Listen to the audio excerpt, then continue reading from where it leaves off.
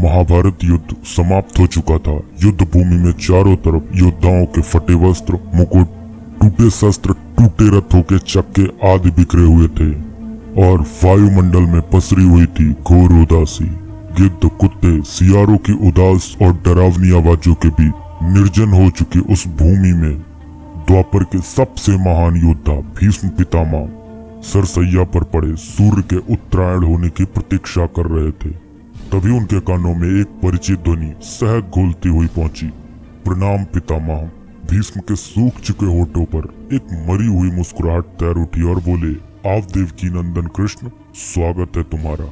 मैं बहुत देर से तुम्हारा ही स्मरण कर रहा था। कृष्ण बोले, क्या कहूँ पितामह, अब तो यह भी नहीं पूछ सकता कि कैसे हैं आप। भीष्म पितामह चुप रहे, कुछ क्षण बाद बोले, कुछ पूछूं के सब, बड़े अच्छे समय से आए हो।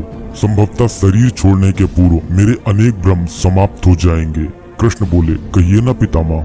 भीष्म पितामह ने कहा, एक बात बताओ कृष्ण, तुम तो ईश्वर हो ना। कृष्ण ने बीच में ही टोका और कहा, नहीं पितामह, मैं तो आपका पौत्र हूँ, ईश्वर नहीं।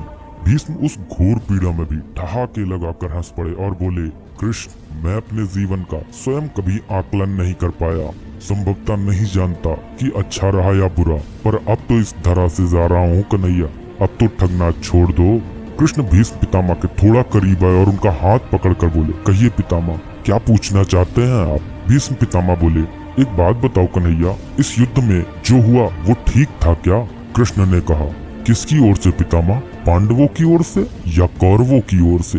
भीष्म पितामह ने कहा, कौरवों के कृत्यों पर चर्चा का तो कोई अर्थ ही नहीं रहा कन्हैया, पर क्या पांडवों की ओर से जो हुआ वो सही था।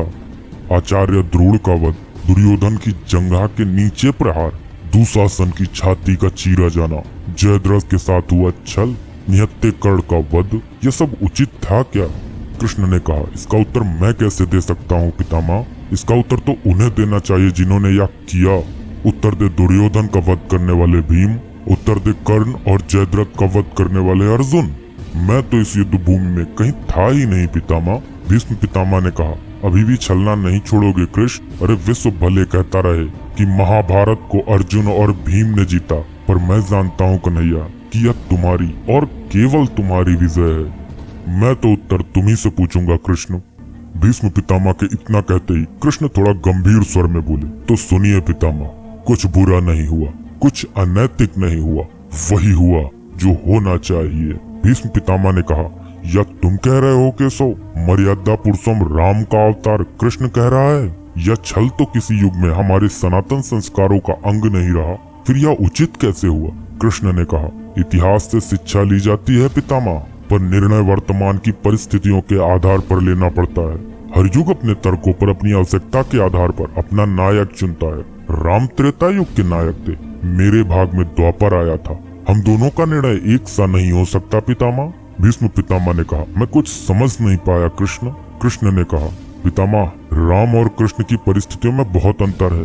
राम के युग में खलनायक भी रावण जैसा शिवभक्त होता था, तब रावण जैसी नकारात्मक शक्ति के परिवार में भी विभीषण जैसे संत हुआ करते थे, तब बाली जैसे खलनायक के परिवार में भी तारा जैसी विदुषी स्त्रियां और अंगद जैसे सज्जन पुत्र होते थे। उस युग में खलनायक भी धर्म का ज्ञान रखता था, इसलिए राम ने उनके साथ कहीं छल नहीं किया। किंतु मेरे युग के भाग में कंस, जरासंध, दुर्योधन, दुशासन, शकुनी, जयद्रथ जैसे घोर पापी आए हैं। उनकी समाप्ति के लिए हर छल उचित है पितामह। पाप का अंत आवश्यक है पितामह, वह चाहे जिस विधि से हो।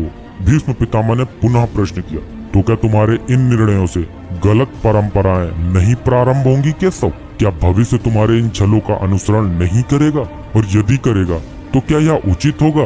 कृष्ण ने कहा, भविष्य तो इससे भी अधिक नकारात्मक आ रहा है पितामह। कलयुग में तो इतने से भी काम नहीं चलेगा, वहाँ मनुष्य को कृष्ण से भी अधिक कठोर होना होगा, नहीं तो धर्म समाप्त हो जाएगा। जब क्रूर और अनैतिक शक्तियाँ सत्य एवं धर्म का समूल नाश करने के लिए आक्रमण कर रही हों, तो नैतिकता अर्थहीन हो जाती है पितामह। तब महत्वपूर्ण होती है विजय, केवल विजय। भविष्य को यह सीखना ही होगा पितामह। भीष्म पितामह ने पूछा, क्या धर्म का भी नाश हो सकता है केशव, और यदि धर्म का नाश होना ही है तो क्या मनुष्य इसे रोक सकता है। कृष्ण ने कहा, सब कुछ ईश्वर के भरोसे छोड़कर बैठना मूर्खता होती है पितामह। ईश्वर स्वयं कुछ नहीं करता, केवल मार्गदर्शन करता है। सब मनुष्य को ही स्वयं करना पड़ता है। आप मुझे भी ईश्वर कहते हैं ना, तो बताइए ना पितामह, मैंने स्वयं इस युद्ध में कुछ किया क्या? सब पांडवों को ही करना पड़ा ना। यही प्रकृति का संविधान है। युद्ध के प्रथम दिन यही तो कहा था मैंने अर्जुन से, यही परम सत्य है। कृष्ण की बातों को सुनकर भीष्म पितामह संतुष्ट लग रहे थे। उनकी आंखें धीरे धीरे बंद होने लगी। उन्होंने कहा, चलो कृष्ण, या इस पृथ्वी पर अंतिम रात्रि है, कल संभवतः चले जाना होगा। अपने इस अभागे भक्त पर कृपा करना कृष्ण। कृष्ण ने मन में ही कुछ कहा और भीष्म को प्रणाम कर लौट चले।